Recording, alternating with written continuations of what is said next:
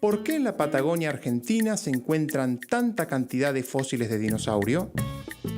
Como en muchas zonas áridas del planeta, sus rocas expuestas afloran a la vista de quienes buscan interpretar la historia de la vida. En los museos, junto a los paleontólogos y paleontólogas, podemos conocer sobre el surgimiento, desarrollo y extinción de los dinosaurios.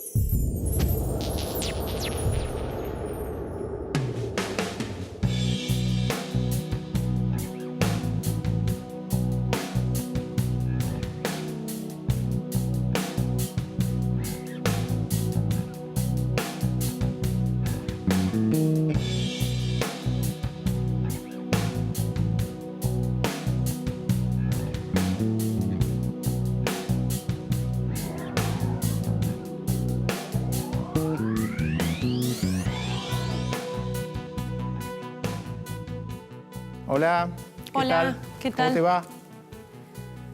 Amargasaurus. Amargasaurus casaui. Ajá. Es el nombre del dinosaurio. ¿Y esos nombres por qué se los ponen así? En general, se trata de ponerle un nombre, digamos, que haga referencia al lugar donde lo encontraron. En este caso es el paraje La Amarga, que queda acá en la provincia de Neuquén, a unos 40 kilómetros al sur de Zapala. Por eso el nombre Amarga, Amargasaurus. Ajá. Y casaui porque se lo dedicamos, porque yo lo describí junto con un colega, a un geólogo que dio aviso del hallazgo, ¿no? Que es Luis Casó, un geólogo de YPF. Así que por eso el nombre. Y este dinosaurio corresponde al grupo de los herbívoros. Dentro de los herbívoros tenés un montón de grupos distintos también. Y el más característico de todos son estos de cuello largo, que son los dinosaurios saurópodos, ese es el nombre del grupo. Y este, dentro de todo, por ser un miembro del grupo de los saurópodos, tiene el cuello bastante corto. Fíjate que es una particularidad de este grupo. Claro. ¿Y de qué edad más o menos estamos hablando? Y este más o menos tendrá unos 120 millones de años, ¿sí? Porque, no, digamos, más o menos digo porque es muy difícil conocer las edades absolutas. Siempre nos manejamos con edades relativas, ¿no? Claro. Aproximadas. Más o menos andaría por los 120 millones de años. Una característica de este grupo, fíjate qué interesante, que encontramos formas muy similares en el Jurásico superior, es decir, formas de 150 millones de años en África. O sea, fíjate vos que tenemos saurópodos muy parecidos en el Jurásico de África, hace unos 150 millones de años, y en el Cretácico inferior de Patagonia, unos 120 millones de años. ¿Y eso por qué razón será? Porque los continentes en esa época estaban unidos, ¿eh? Entonces todos estos animales en realidad poblaban todo ese gran continente que conformaban en ese momento África y Sudamérica, ¿no? Claro. Esa parte, digamos, de lo que era el continente de Gondwana. Fíjate, qué cosa te llama la atención, ¿no? Qué cosas tan extrañas te llaman la atención en este dinosaurio. Me interesa saber qué son esos pinches. Bueno, esa es justamente la característica más notable de este dinosaurio, que son esas estructuras que son en realidad parte de la vértebra, ¿no? Que se estiran, se proyectan para arriba, aparentemente habrían salido del cuello, habrían sobresalido del cuello, y que no se sabe muy bien si tenían una función. Yo creo que sí, que quizá les servían para la defensa, alguna función para la defensa. Pero lo raro de este Amargasaurus es que en general los saurópodos, estos grandes dinosaurios de cuello largo, no tenían estructuras de defensa. O sea, este debe ser uno de los pocos saurópodos en todo el mundo que tiene una estructura que nosotros podríamos interpretar como una estructura de defensa. Ajá. Porque en general, imagínate, los grandes saurópodos, los grandes dinosaurios, en realidad eran tan grandes que no tenían enemigos naturales, claro, ¿no? Por lo menos los miembros del grupo de los saurópodos. ¿Y estos entonces sí? Estos sí, y mirá vos qué casualidad no, yo no creo que sea una casualidad justamente, que son saurópodos chicos, por tratarse de saurópodos son formas relativamente chicas y tienen estructura de defensa. Claro. ¿No? O sea que no, una cosa tiene que ver con la otra, evidentemente, ¿no? ¿Y en aquella época cómo era el clima? Seguramente era muy distinto. En la actualidad, viste que el clima en Patagonia, en general en Patagonia, por toda la Patagonia extraandina, es muy árido, semiárido. En esa época seguramente fue más húmedo y seguramente había muchas plantas, ¿no? Porque ya el solo hecho de que existan estos grandes animales herbívoros, eso te da la pauta de que había una gran disponibilidad de alimento vegetal, ¿no? Claro. Y fíjate vos que si tenés acá en cuenta cómo es la cabeza del animal con sus dientes, ¿no? Es una cabeza muy adaptada para comer plantas, ¿no?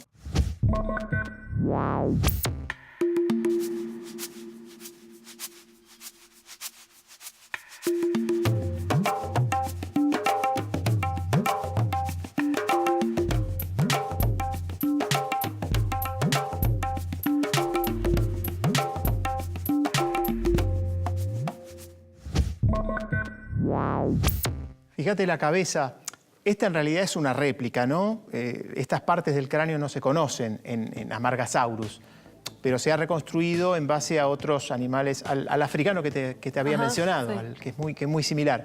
Y los dientes, fíjate, son muy particulares, porque son dientes muy delgados, están todos los dientes dispuestos en la punta del hocico, así que evidentemente era una cabeza preparada para comer materia vegetal, no para comer carne. Así que bueno, eso te da la pauta de que evidentemente estos animales comían plantas, digamos, ¿no? Y que en esa época seguramente había una gran disponibilidad de plantas en todo ese ambiente. Lo que no tenemos todavía son restos de animales carnívoros, digamos, como para poder un poco avanzar en esa hipótesis de la... De aquella época no se encontraron animales carnívoros. Hay animales carnívoros, pero digamos, en ese mismo lugar todavía no hay grandes animales carnívoros como potenciales predadores de estos animales. Así que, pero seguramente lo sabía, porque en todos los ecosistemas, en los de hoy y en los del pasado también, siempre tenés herbívoros y carnívoros. No hay herbívoros únicamente o carnívoros únicamente. Es decir, siempre son ecosistemas bastante complejos, con plantas, con carnívoros, con herbívoros, etc. Claro. Lo que pasa es que los herbívoros siempre hay más herbívoros que carnívoros. Entonces, en general encontramos más huesos de dinosaurios herbívoros que de carnívoros. Los carnívoros son medio la figurita difícil, ¿no? Ajá. ¿Y por qué tienen la cabeza tan chiquitita comparada con su cuerpo? Bueno, esa es una característica de los saurópodos. Los saurópodos en general tienen esos cuellos muy largos y esas cabezas chiquitas. Fíjate vos que una cosa tiene que ver con la otra, porque si hubieran sido cabezones, no podrían haber tenido unos cuellos muy largos, ¿no? Así que siempre cuello corto y cabeza grande se opone a cuellos largos y cabezas chiquitas, que es una característica de los saurópodos. Pero repito, el Amargasaurus y los de su grupo en general tenían los cuellos relativamente cortos. Incluso hay ¿Y las cabezas comparadas a los otros herbívoros cambian también o son lo mismo? Son más o menos del mismo tamaño. Está bien la pregunta que hace, porque hay otros animales otros saurópodos que son mucho más grandes y el tamaño de la cabeza no varía. Son de cuello corto y relativamente cabezones, por tratarse de saurópodos, ¿no? Claro. Pero sin duda es uno de los saurópodos más extraños en todo el planeta, porque los saurópodos son todos bastante parecidos. En realidad es un grupo bastante homogéneo en ese sentido. Y los de este grupo tienen un nombre bastante difícil, el grupo de los dicreosáuridos, son bastante particulares, porque tienen esas espinas largas. ¿Por qué le dicen así? Dicreosaurus porque justamente el dinosaurio africano que se le parece, ¿te acordás que te comenté en el Jurásico Superior? Se llama Dicreosaurus. Entonces el nombre del grupo ha tomado el nombre de ese animal del Jurásico, que es el Dicreosaurus. Entonces Amargasaurus sería un dicreosáurido patagónico del Cretácico. No es el único, pero digamos, es sin duda el más representativo.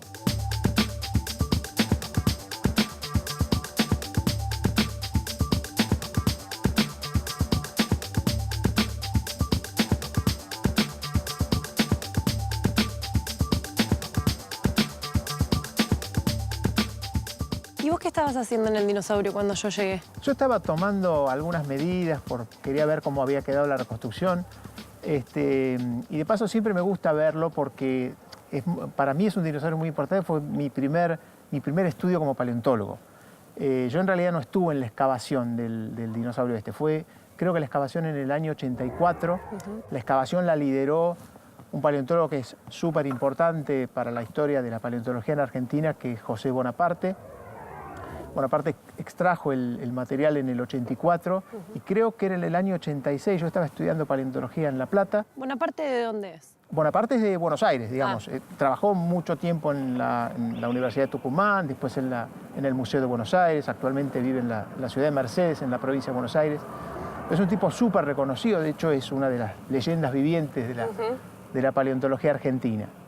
Y creo que en el año 86 yo había escrito una carta, yo estudiando todavía paleontología en La Plata, escribí una carta a ver si había posibilidad de trabajar con él. Bueno, él me dijo que había pocas posibilidades, pero que igual fuera a verlo. Por supuesto que al día siguiente ya estaba allá en Buenos Aires. Yo soy de Adrogué, provincia de Buenos Aires. Al día siguiente estaba ahí. Y bueno, me recibió muy atentamente, empezamos a hablar, etc. Bueno, a la media hora me había ofrecido para estudiar el Amargasaurus, que estaba recién sacadito, recién preparado. Lo que te habla de alguna manera un tipo súper generoso, una persona que prácticamente no conocía. Y comencé estudiando el Amargasaurus y bueno, estuve varios años ahí en el museo como voluntario y después me fui a Chipoleti, en la ciudad de Río Negro, en la que todavía vivo. Y mi primer publicación fue sobre el Amargasaurus, con Bonaparte, por supuesto. Claro. Estudiamos entre los dos el dinosaurio.